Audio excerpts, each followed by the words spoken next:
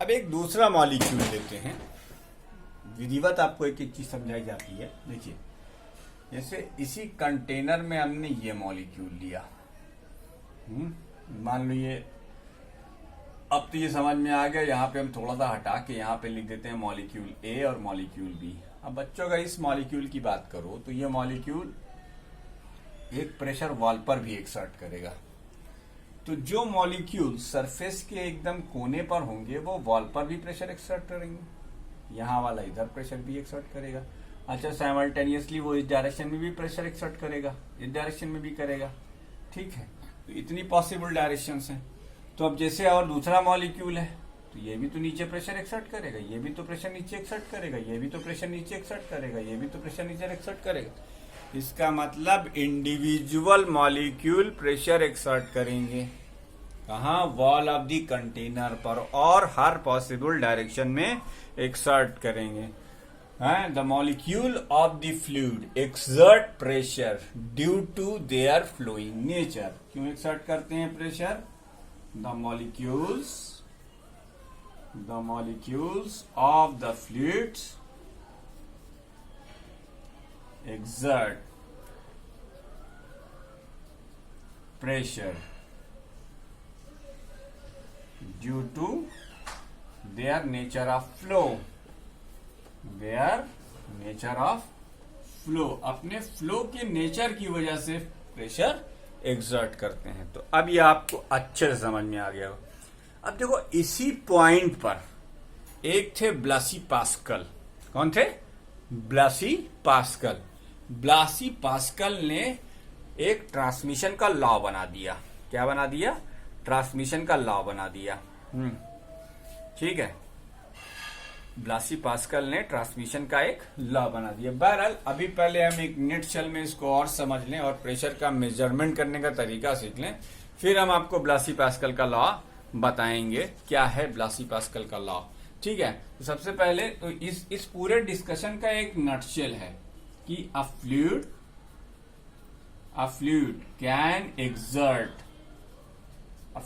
Can exert pressure in all possible directions in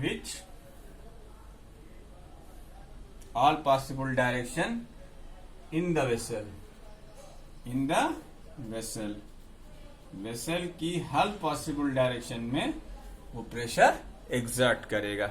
ठीक है, अब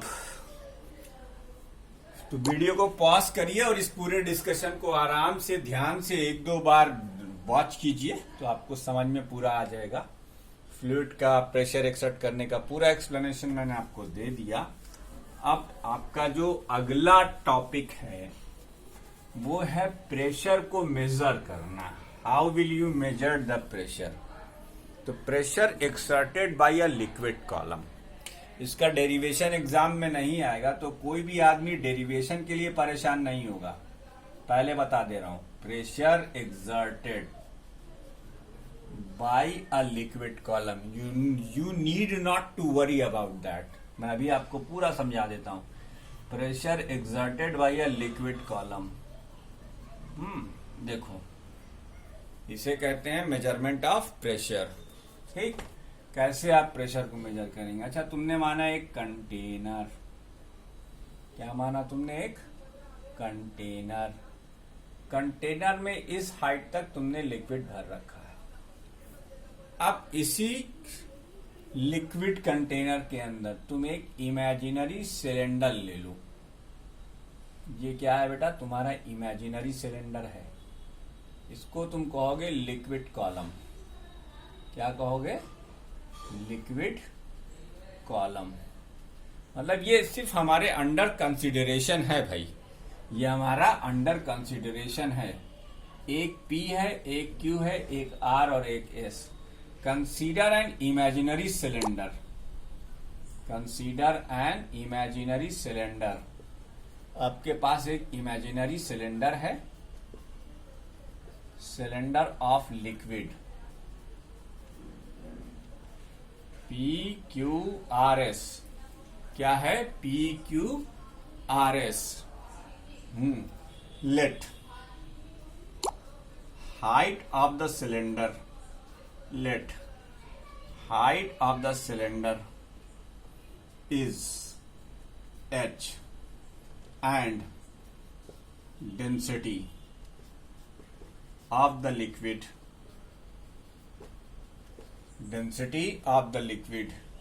is rho and area of cross section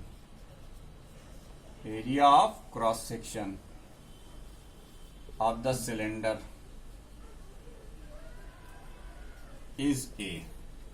इतनी चीजें हमने मान ली। हमने इस पूरे लिक्विड वेसल के अंदर, जिसमें एक लिक्विड भरा था, इसमें हमने एक इमेजिनरी सिलेंडर की इमेजिनेशन की। एक इमेजिनरी सिलेंडर लिया, उस इमेजिनरी सिलेंडर की हाइट हमने H मानी, उसका area of cross section A माना। चूंकि लिक्विड है तो लिक्विड में डेंसिटी, लिक्विड की डेंसिटी हमने रो मान ली। क्या मान ली बच्चों? लिक्विड की डेंसिटी हमने रो मान ली। अब तुमको एक सरफेस दिखाई दे रहा होगा, surface the Surf.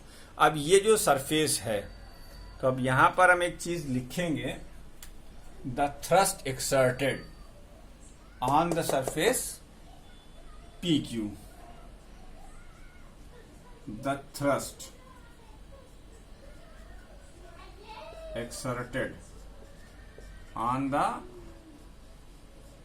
surface PQ, the thrust exerted on the surface PQ। इसकी वैल्यू क्या होगी? थ्रस्ट का मतलब क्या होता है? फोर्स। वेट, तो weight of the liquid column, weight of the liquid column PQRS, क्योंकि इस सिलेंडर की बात की जा रही है। I am talking about this liquid column. Liquid column यहां पर क्या है? सिलेंडर है, लिक्विड कॉलम। ठीक है, तो अब ओपन कर दो फार्मूला, कोई बहुत बड़ी चीज नहीं है, लेकिन मैं कह रहा हूं कि डेरिवेशन हमने आपकी अंडरस्टैंडिंग के लिए किया हुआ है। हमें डेरिवेशन नहीं सिखाना है आपको, आपकी सिर्फ अंडरस्टैंडिंग के लिए डेरिवेशन किया जा रहा है। डेरिवेशन की आपको कोई जरूरत नहीं है, आपको सिर्फ फार्मूला लर्न होना चाहिए, जो फार्मूला हम इससे करेंगे। तो वेट का एक फार्मूला होता है बेटा, mass of the liquid column, mass of the liquid column into mass of the liquid column into acceleration due to gravity, acceleration due to gravity. Mass का कॉलम PQRS। अब बेटा मास क्या होता है? Density into volume. लीजिए साहब, क्या आ गया? डेंसिटी इंटू वॉल्यूम इंटू, इसको आप G लिख दीजिए, ये एक्सीलरेशन ड्यू टू ग्रेविटी है। बेटा हमने डेंसिटी कितनी मानी थी? रो। अच्छा, वॉल्यूम क्या होगा? Area of cross section multiplied by height, area of cross section multiplied by height. तो एरिया ऑफ क्रॉस सेक्शन कितना है? A, और हाइट कितनी है? H into G। ये क्या हो गया? थ्रस्ट। ये क्या हो गया? थ्रस्ट। अब आपसे कहा जा रहा है pressure exerted on the bottom, pressure exerted on the bottom by the liquid column, by the liquid column PQRS। इसकी वैल्यू क्या होगी? Rho into A into H into G divided by A, thrust divided by area. तो आप A से A cancel, आपको ये याद रखना है, रो GH। ये क्या है? Pressure exerted by a liquid column है। ये क्या है? Pressure exerted by a liquid column है। ठीक, अच्छा, तो इसको ध्यान से देखें। अभी मैं अगले, ये आपके हमने समझाने के लिए 1 सेकंड के लिए आपको पूरा व्यू दिया है। अभी हम अगले बोर्ड पर इसको और अच्छा एक्सप्लेन कर देते हैं।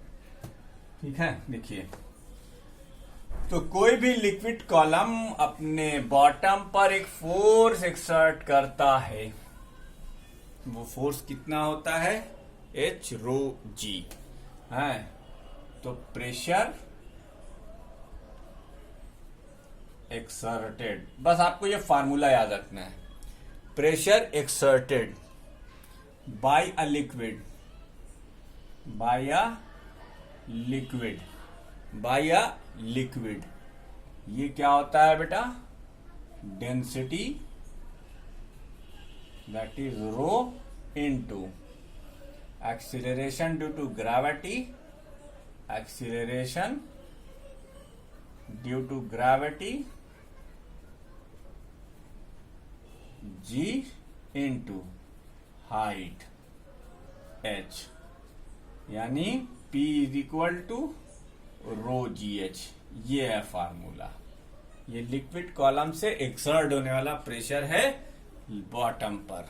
क्या है, लिक्विड कॉलम से एक्सर्ट होने वाला प्रेशर है बॉटम के ऊपर। ठीक है बेटा, ये फार्मूला आपको याद रखना है। लेकिन अब देखो, जैसे हमने ये एक वेसल बनाई, ठीक, अब ये पूरी वेसल की हम बात कर रहे हैं।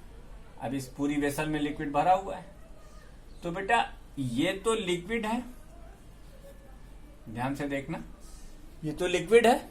अब इसके ऊपर एयर है, और एयर भी जो है वो अपना एक, एयर भी फ्लूइड है क्योंकि एयर भी फ्लो करती है, तो एयर का अपना एक प्रेशर होगा। तो ये जो ये सरफेस है, मान लेते हैं, आपको ऐसे वाले में ज्यादा अच्छा समझ में आएगा क्योंकि हमने पिछले वाले में भी माना था। तो अब यहां पर कितना प्रेशर होगा at height h below the surface, at height h below the air, ये प्रेशर कितना होगा, total pressure, total pressure, total pressure inside the liquid, inside a liquid at a depth h depth पर total pressure कितना होगा, ये होगा at atmospheric pressure, atmospheric pressure plus pressure due to liquid column, pressure due to liquid column, ये total pressure होगा। Do not forget, क्योंकि liquid कहीं खत्म होगा और उसके ऊपर एयर आएगी ही आएगी, तो एयर का अपना एक प्रेशर होता है जिसमें आप एटमॉस्फेरिक प्रेशर कहते हैं, तो वो भी एक्सर्ट करेगा। तो अब ये फार्मूला क्या बनेगा, what will be this formula now. अब ये फार्मूला टोटल प्रेशर जो एक्सर्ट करेगा, पी टोटल, ये हो जाएगा P not plus row g H. P not क्या है बेटा, एटमॉस्फेरिक प्रेशर। लिख देता हूं ताकि आप कंफ्यूज ना हो। क्या है, atmospheric pressure, the pressure exerted, the pressure exerted by the air above the liquid surface, above the liquid surface, ये पी नॉट है। ठीक, अब इस फार्मूले को देखो, pressure exerted by a liquid, इसके हिसाब से प्रेशर किस पे डिपेंड कर रहा है, density, acceleration due to gravity and height. किस पे डिपेंड कर रहा है, तीन चीजों पर। तो pressure due to liquid column depends upon following factors, pressure due to liquid column, due to liquid column depend upon following factors, following factors. तो यार फार्मूले में जो जो हैं उन पर डिपेंड करेगा, ठीक है। डेप्थ पर डिपेंड करेगा, डेप्थ ऑफ द पॉइंट, एक बात हो गई। Number 2, density of the liquid, density of the liquid दूसरी बात हो गई, डेंसिटी ऑफ द लिक्विड। तीसरी बात हो गई acceleration due to gravity, acceleration due to gravity. ये 3 बातों पर डिपेंड करेगा, ठीक। ये 3 बातों पर प्रेशर डिपेंड करेगा, ठीक है बेटा। वीडियो को पॉज करके इसे पूरा नोट कर लीजिए, और वो डेरिवेशन आपको रटने की जरूरत नहीं है, आपको ये फार्मूला लर्न होना चाहिए, लर्न, और एक फार्मूला ये लर्न होना चाहिए।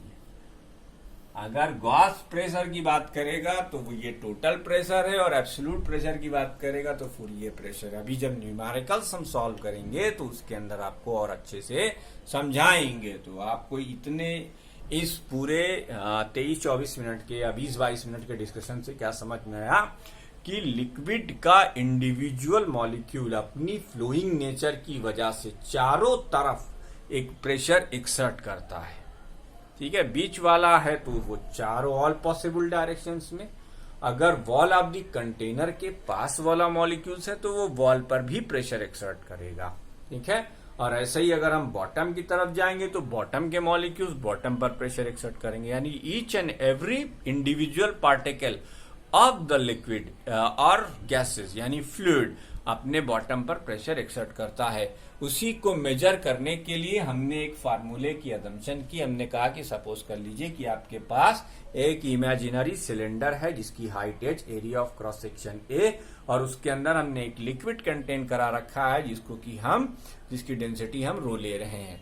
उससे फिर हमने ये डेरिवेशन किया। You need not to learn the derivation, simply learn this formula and the factors on which this is affected, right. ये आप कर लेंगे। अब हम लोग डिस्कस करेंगे law of pressure, laws of liquid pressure inside the liquid. पहला law है inside the liquid pressure increases with the increase in the depth. Inside the liquid, pressure increases. Pressure increases with the increase in the depth of the in depth from its free surface। ये पहला law हो गया कि जैसे जैसे आप free surface से नीचे आते जाएंगे वैसे वैसे प्रेशर बढ़ता जाएगा, ठीक है। अभी इसके कॉन्सिक्वेंसेस भी हम डिस्कस करेंगे आपसे। दूसरा है इन अ स्टेशनरी लिक्विड, मतलब जैसे आपने ग्लास में पानी रख दिया, अब पानी रखा हुआ है, ठीक है, इन अ स्टेशनरी लिक्विड, तो ये लिक्विड स्टेशनरी माना जाएगा। लिक्विड क्या है, अब वो आपने ग्लास के अंदर रखा हुआ है, ग्लास में, वो in stationary liquid. Pressure is same, pressure is same, pressure is same, pressure is same at all points, at all points on a horizontal plane, on a horizontal plane, horizontal plane। ये तो direct हो गया, P directly proportional to H। इसको ऐसे समझो, ये तो तुम्हारा ये एक सरफेस है, ठीक, ये प्लेन है, तो यहां पर जितने भी पॉइंट होंगे अगर वो एक ही हॉरिजॉन्टल प्लेन में लाई कर रहे हैं तो वो सब सेम प्रेशर एक्सर्ट करेंगे। They will all exert the same pressure, ठीक है। अब तीसरा लॉ, क्या है? Pressure is same, pressure is same, pressure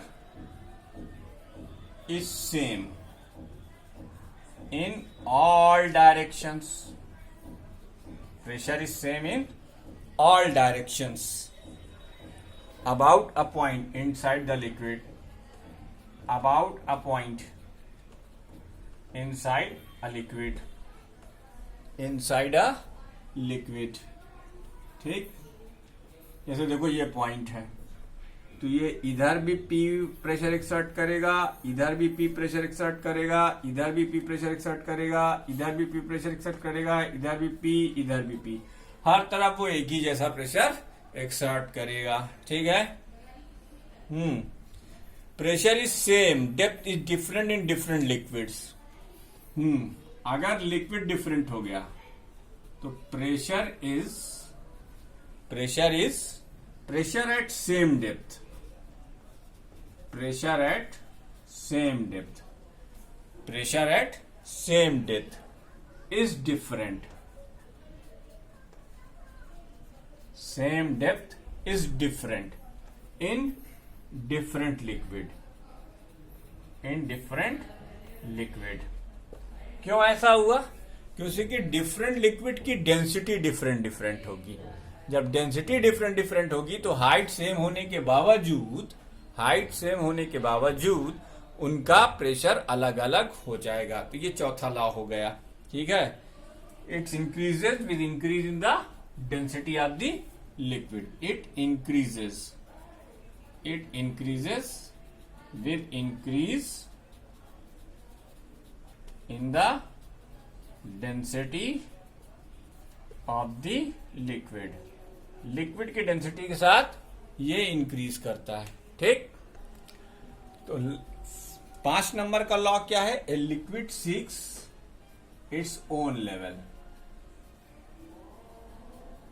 liquid अपना ही लेवल रखता है, इसे कंटेनर की हाइट से कोई मतलब नहीं होता, यह अपना ही लेवल रखता है।